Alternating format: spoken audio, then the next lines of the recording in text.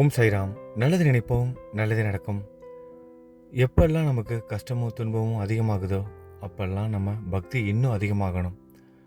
நம்ம இறைவன் மேலே கொண்டுள்ள அந்த அன்பும் அந்த பக்தியும் அதிகமாகிக்கிட்டே தான் இருக்கணுமே தவிர எந்த ஒரு காரணத்திற்காகவும் சந்தேகத்திற்கு இடம் கொடுக்கக்கூடாது. நம்மளோட மனசில் நன்றி சொல்லிக்கிட்டே இருங்க.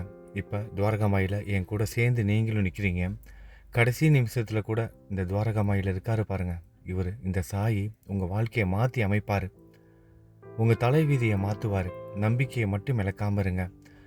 எந்த ஒரு காரணத்திற்காகவும் எந்த ஒரு இக்கட்டான நிலையில் எப்பேற்பட்ட நிலையில் இருந்தாலும் சரி, நம்பிக்கையை மட்டும் இழக்காதீங்க. அவர் பார்த்துக்குவார். கைக்கு அப்பாற்பட்ட விஷயத்த அவர்கிட்ட ஒப்படைச்சிருங்க. சாய்கிட்ட ஒப்படைச்ச விஷயத்த அவர் நிச்சயமாக நிறைவேற்றி கொடுப்பாரு. கடைசி நிமிஷத்தில் கூட உங்கள் வாழ்க்கையை மாற்றி அமைப்பார். உங்கள் வாழ்க்கையில் நல்லது நடக்கும். நம்பிக்கையை மட்டும் இழக்காம இருங்க. எப்போதுமே நன்றி சொல்லிக்கிட்டே இருங்க. கஷ்டமான சூழ்நிலைகளில் இருக்கும்போதும் இந்த கஷ்டமான சூழ்நிலைகளில் எங்களை பாதுகாத்து வந்துக்கிட்டு இருக்கீங்க. எங்கள் மனசில் தைரியத்தை கொடுக்குறீங்க. இந்த நிலையிலேருந்து எங்களை காப்பாற்றி கொண்டுட்டு வர போகிறீங்க. அதுக்கு உங்களுக்கு நன்றி சாயின்னு நன்றி சொல்லிக்கிட்டே இருங்க.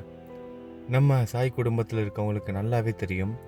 குந்தி தேவி, குந்தி மாதா எப்படி கிருஷ்ண பகவானுக்கு நன்றி சொன்னாங்க. எப்பேற்பட்ட சூழ்நிலையில் எப்பேற்பட்ட கஷ்டத்தை அனுபவிச்சப்பையும் நன்றி சொன்னாங்க அப்படிங்கிற அந்த ஒரு விஷயம் நம்ம எல்லாருக்கும் நல்லாவே தெரியும். ஏற்கனவே நான் சொல்லியிருக்கேன். இருந்தாலும் மீண்டும் ஒரு முறை நம்ம அதை ஞாபகப்படுத்திக்குவோம். குந்தி தேவி கிருஷ்ண பரமாத்மாவுக்கு நன்றி சொல்கிறாங்க. எப்போ தெரியுமா? அவங்களோட மகன்கள் எல்லாரும் வனவாசம் போயிட்டு வந்ததுக்கப்புறம் வனவாசம் போயிட்டு வந்ததுக்கப்புறம் நன்றி சொல்கிறாங்க. எதுக்காகனா, என்னோட மகன்கள் அந்த வனவாசத்தில் இருக்கும்போது அவங்களுக்கு உறுதுணையாக இருந்தீங்க. ஒவ்வொரு சூழ்நிலையிலையும் அவங்களுக்கு பக்கபலமாக இருந்தீங்க. நல்ல முறையில் அவங்க மீண்டு வந்துட்டாங்க. அந்த கஷ்டமான சூழ்நிலைகள்லேருந்து மீண்டு வந்துட்டாங்க. உங்களோட அருள் இல்லாமல் இது நடந்திருக்காது அப்படின்னு நன்றி சொல்கிறாங்க. சாதாரணமான விஷயமா இருக்கும். கொஞ்சம் குந்தி மாதாவோட இடத்துல நம்ம இருந்து யோசித்து பார்த்தா நம்ம நன்றி சொல்லுவோமா? கொஞ்சம் யோசித்து பாருங்கள். அவர் மாமா, கிருஷ்ண பரமாத்மா மாமா பாண்டவர்களுக்கு, பஞ்ச பாண்டவர்களுக்கு மாமா. அவர் நினச்சிருந்தா என்ன வேணால் நடந்திருக்கலாம். ஆனால் அந்த கர்மத்தின்படி அவங்க அனுபவிக்க வேண்டிய விதியை அவங்க அனுபவிச்சாங்க. அவங்க மகன்கள், குந்தி தேவியோட மகன்கள் எவ்வளவு கஷ்டத்தை அனுபவிச்சிருப்பாங்க. பெத்த தாயால் அதை சகிச்சிக்க முடியுமா? ஏற்றுக்க தான் முடியுமா? அதுவும் கூடவே நடமாடிக்கிட்டு இருக்காரு கிருஷ்ண பரமாத்மா. கூடவே இருந்தவர் இப்படி விட்டுட்டாரேங்கிற அந்த கொஞ்சம் ஆதங்கம் கூட அவங்களோட மனசில் இல்லை. அவங்களோட கர்மத்தை, அவங்களோட கர்ம வினையை அனுபவிக்கிற அந்த சூழ்நிலையிலையும் உதவி செஞ்சீங்க. இப்போ மீண்டு வந்திருக்காங்கன்னா அது உங்களோட உதவியினால தான் அப்படின்னு நன்றி சொல்கிறாங்க. கொஞ்சம் கூட கோபமே இல்லை அவங்க மனசில். பக்தியும் அன்பும் நன்றி உணர்ச்சியும் மட்டும்தான் இருந்தது. எப்பேற்பட்ட சூழ்நிலையாக இருந்தாலும் சரி, பகவானுக்கு நன்றி சொல்லிக்கிட்டே இருப்போம். அதுலேருந்து மீட்டு கொண்டுட்டு வந்துடுவார் நம்மளை. எந்த ஒரு காரணத்திற்காகவும் மனம் தளர்ந்து போகக்கூடாது. வனவாசம் இருக்கிற மாதிரி தான் இன்றைக்கி பல பேரோட வாழ்க்கை இருக்குது. என்ன, நம்மளை சுற்றி நிறைய பேர் இருக்காங்க. இருந்தாலும் வனவாசத்தில் தான் வாழ்ந்துக்கிட்டு இருக்கோம். தினம் சூழ்ச்சிகள், தினம் பொறாமைகள், போட்டி இருந்தால் கூட பரவாயில்ல, பொறாமை இருந்தால் கூட பரவாயில்ல. அதையும் தாண்டி பல விஷயங்கள் நம்மளை சுற்றி நடந்துக்கிட்டு இருக்கு. பொறாமப்படுறதோடு நிற்காமல் துரோகங்களும் சூழ்ச்சிகளும் நம்மளை சுற்றி பின்னப்பட்டுருக்கு. அதுவும் நம்ம கூட இருக்கிறவங்களாலே இன்றைக்கி பல பேர் இதை அனுபவிச்சிட்ருக்காங்க. அது மட்டும் இல்லாமல் இந்த விதியின் வசத்தால் எதிர்பாராத நேரத்தில் நடந்த இன்னல்கள்லேருந்து மீண்டு வருவதற்காக முயற்சி செஞ்சுக்கிட்டு இருக்க பக்தர்களும் இருக்காங்க. ஒருவேளை நீங்களும் அந்த மாதிரியான சூழ்நிலையில் இருக்கலாம். இப்படி எப்பேற்பட்ட சூழ்நிலையாக இருந்தாலும் சரி, நம்பிக்கையை மட்டும் இழக்காமல் இருங்க. நன்றி சொல்லிக்கிட்டே இருங்க. குந்தி தேவி மாறி நன்றி சொல்லிக்கிட்டே இருங்க. சாட்சாத் அந்த கிருஷ்ண பரமாத்மாவோட அவதாரம் தான் நம்மளோட சாயி. எப்பேற்பட்ட லீலையும்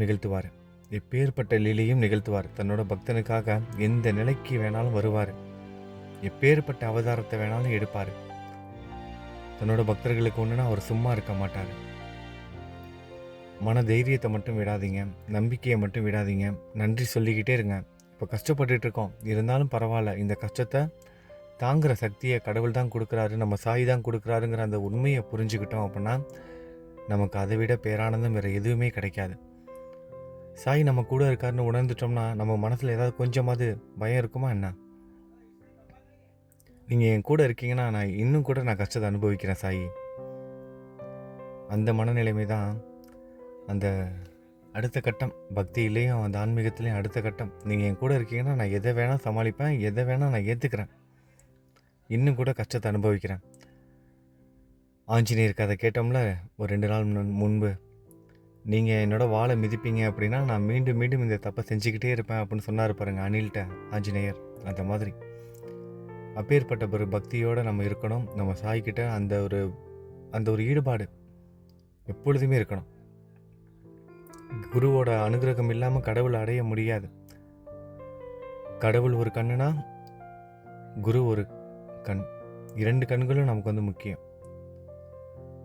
குருவோட வழிகாட்டுதல் இல்லாமல் கடவுளோட அருளை பெற முடியாது, கடவுளை அடையவும் முடியாது. அதுவும் நம்மளோட சாயி கடவுளே அவதாரம் எடுத்து வந்திருக்காரு குருவாக. நமக்கு கடவுளே அவதாரம் எடுத்து குருவாக வந்திருக்காரு. மும்மூர்த்திகளோட அவதாரமாக வந்திருக்காரு. எதை வேணாலும் மாற்றி அமைப்பார். அண்ட சராசரங்களையும் கட்டி ஆள்பவர் நம்மளோட சாயி. உங்களோட ஜாதகமாக இருக்கட்டும், இல்லை உங்களை சுற்றி இருக்கிறவங்களா இருக்கட்டும், இல்லை இதுக்கு முன்பு நீங்கள் செய்த தவறுகள்னால இப்போ அனுபவிச்சுட்டு இருக்க விஷயமா இருக்கட்டும், இது இப்படி எதுவாக இருந்தாலும் சரி, அவர்கிட்ட ஆத்மாத்தமாக சரணடைஞ்சிட்டா போதும். எந்த ஒரு எதிர்பார்ப்பும் இல்லாமல் நான் உங்கள்கிட்ட சரணடைஞ்சிட்டேன், உங்கள்கிட்ட ஒப்படைச்சிட்டேன். இனிமேட்டு எது நடந்தாலும் நான் ஆத்மாத்தமாக அதை நான் ஏற்றுக்கிறேன், மனப்பூர்வமாக ஏற்றுக்கிறேன். ஒன்று தெரியுமா உங்களுக்கு, உண்மையாகவே ஆன்மீகத்தில் இருக்கிறவங்க குறையே சொல்ல மாட்டாங்க. நம்ம எவ்வளோ பேர் நம்ம குறைப்பட்டுக்கிறோம். என்கிட்ட இது இல்லை, அது இல்லை, என் வாழ்க்கை இப்படி இருக்கு, அப்படி இருக்கு, நான் ஒல்லியாக இருக்கேன், கருப்பாக இருக்கேன், குண்டாக இருக்கேன், இந்த மாதிரி எல்லா விஷயத்துக்கும் நம்ம குறைப்பட்டுக்கிறோம். ஆனால் ஆன்மீகத்தில் இருக்கிறவங்க குறையே பட்டுக்க மாட்டாங்க, குறையே பட மாட்டாங்க, மன நிறைவோடு இருப்பாங்க. ஏன்னா அவங்களுக்கு அவங்களோட கடவுள் அவங்க கூட இருக்கிறாங்க. அந்த ஆன்மீக அந்த ஒரு உணர்வு கொடுப்பாரு. அந்த உணர்வு உங்களுக்குள்ளே இருக்குது அப்படின்னா நிச்சயமாக நீங்கள் குறைப்பட்டுக்க மாட்டீங்க, குறை சொல்ல மாட்டீங்க. ஆனால் உங்கள்கிட்ட இருக்க குறையை அவர் நிவர்த்தி செய்வார். உங்களுக்கு வேண்டியதை கொடுப்பாரு. எதிர்பாராத நேரத்தில். வாழ்க்கையில் கடைசி நிலையில் இருக்கிறேன்னு மட்டும் நினைக்காதீங்க. இனிமே தான் புதிய சகாப்தம் உருவாக போகுது. புதிய வாழ்க்கையை அமைத்து கொடுக்க போகிறார். எத்தனையோ பேரோட வாழ்க்கையை சாய் மாற்றி அமைச்சு கொடுத்துருக்காரு. ஏன் இதுக்கு முன்பு நம்மளோட வாழ்க்கையில் கூட நிறைய விஷயங்கள் நடந்திருக்கும். உங்களோட வாழ்க்கையிலையும் நடந்திருக்கல. சாய் உங்கள் வாழ்க்கையில் என்னென்னலாம் செஞ்சுருக்காரு அப்படிங்கிறத இந்த வீடியோ கீழே இருக்க கமெண்ட் பாக்ஸில் சொல்லுங்கள், நான் படித்து தெரிஞ்சுக்கிறேன். ஒவ்வொருத்தரோட வாழ்க்கையிலையும் கனவுல கூட நினைக்காத விஷயத்தெல்லாம் நடத்தி கொடுத்துட்ருக்காரு. கற்பனைக்கு அப்பாற்பட்ட விஷயத்த, நடக்காது அவ்வளவுதான் அப்படின்னு துவண்டு போன விஷயத்த கூட நடத்தி கொடுத்துட்ருக்காரு. இப்போ இந்த நிமிஷம் என் கூட சேர்ந்து ஆத்மாத்தமாக இந்த கோவிலை சுற்றி வர பக்தர்களுக்கு நான் ஒன்று தான் சொல்லுவேன். நிச்சயமாக உங்களோட பிரார்த்தனைகள் நிறைவேறும். கைக்கு அப்பாற்பட்ட விஷயங்களை அவர்கிட்ட ஒப்படைச்சிருங்க, அவர் பார்த்துக்குவார். நம்பிக்கையை மட்டும் இழக்காமல் இருங்க. இப்போ ஆத்மாத்தமாக இந்த கோவிலை முழுவதுமாக சுற்றி துவாரகாமையில் முடித்ததுக்கப்புறம் ஆரத்தி தரிசனமும் பார்க்க போகிறீங்க. சாய்க்கு நன்றி சொல்ல போகிறீங்க. குந்தி மாதா மாதிரி நன்றி சொல்ல போகிறீங்க. நிச்சயமாக ஒரு பாதுகாப்பு அரணாக இருப்பார் உங்களுக்கும் உங்கள் குடும்பத்துக்கும். ஆரத்தி தரிசனம் வரைக்கும் முழுவதுமாக பாருங்கள். நம்ம சாய் குடும்பத்தில் இருக்கிற அனைத்து சகோதர சகோதரிகளுக்காகவும் பிரார்த்தனையும் செய்துக்கோங்க. இன்றைக்கி நம்ம சாய் குடும்பத்தில் பிறந்தநாள் கொண்டாடுற சகோதர சகோதரிகளுக்கு பிறந்தநாள் வாழ்த்துக்கள் சொல்லிடலாம். இன்றைக்கி திருமண நாள் கொண்டாடுறவங்களுக்கும் திருமண நாள் வாழ்த்துக்கள் சொல்லிடலாம். நம்ம சாய் குடும்பத்தை சேர்ந்த நேகா பாப்பாவுக்கு 11வது பிறந்த நாள். நேகா பாப்பாவுக்கு நம்ம எல்லாரும் பிறந்தநாள் வாழ்த்துக்கள் சொல்லிடலாம். நேகா பாப்பாவோட எதிர்கால வாழ்க்கைக்காக நம்ம எல்லாரும் பிரார்த்தனை செய்து கொள்ளலாம். உடல் ஆரோக்கியத்தோட நல்லா படித்து நல்லா பெரிய ஆளாகணும், சந்தோஷமாக வாழணும்னு நேகா பாப்பாவுக்காக நம்ம எல்லாரும் பிரார்த்தனை செய்து கொள்ளலாம். அடுத்ததாக நம்ம சாய் குடும்பத்தை சேர்ந்த ஜனோசன் சகோதரருக்கு 31வது பிறந்த நாள். ஜனோசன் சகோதரருக்கும் நம்ம எல்லாரும் பிரார்த்தனை செய்து கொள்ளலாம். ஜனோசன் சகோதரருக்கு 31வது வருட பிறந்தநாள் வாழ்த்துக்களும் நம்ம எல்லாரும் சொல்லிக்கலாம். எந்த ஒரு குறையும் இல்லாமல் உடல் ஆரோக்கியத்தோட அவரோட எதிர்கால வாழ்க்கை நல்லபடியாக அமையணும்னு ஜனோசன் சகோதரருக்காக நம்ம எல்லாரும் பிரார்த்தனை பண்ணிக்குவோம். அடுத்ததாக நம்ம சாய் குடும்பத்தை சேர்ந்த யோக யாழினி சகோதரிக்கு 40வது பிறந்தநாள். யோக யாழினி சகோதரிக்கு நம்ம எல்லாரும் பிறந்தநாள் வாழ்த்துக்கள் சொல்லிக்கலாம்.